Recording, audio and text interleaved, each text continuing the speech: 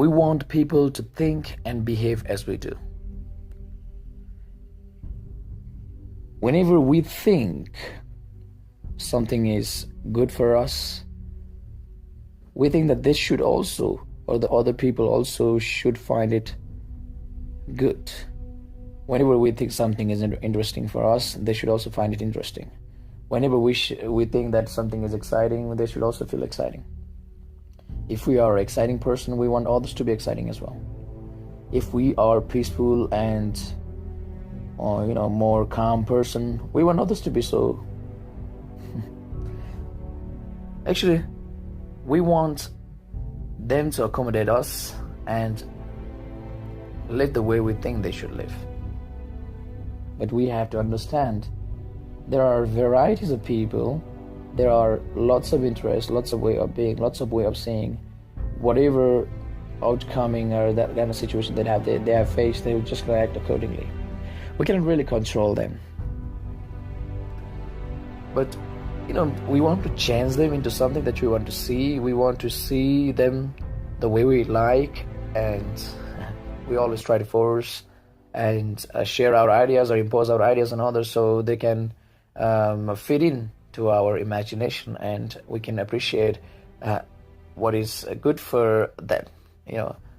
We don't want to see what is really good for them. We want to see what we think that is good for them. That's the biggest problem.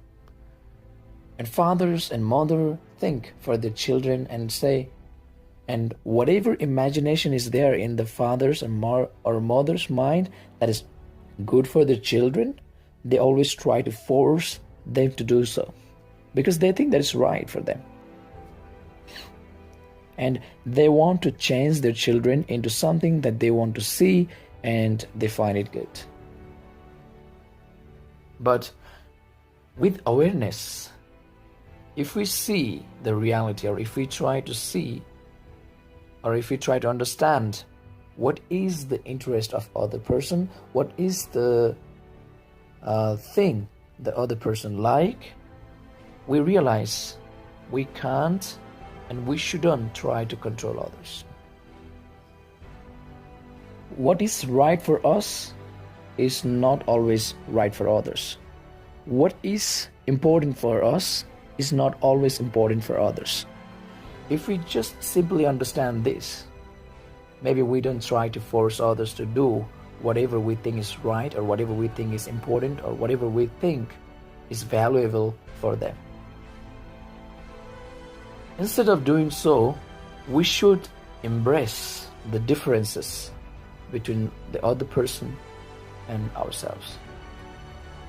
And we need to learn to honor and respect the uniqueness of the people in our life.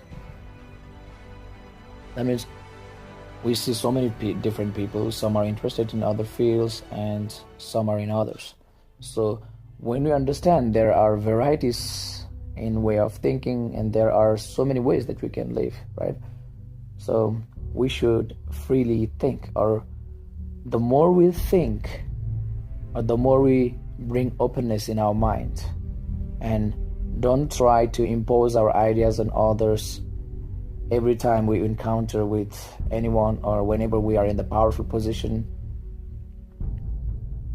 then I think the world will be much better, and we feel more happier, because we are not trying to control others. As soon as we try to control others, that would just bring some sort of stress, because people will never gonna act as we wish.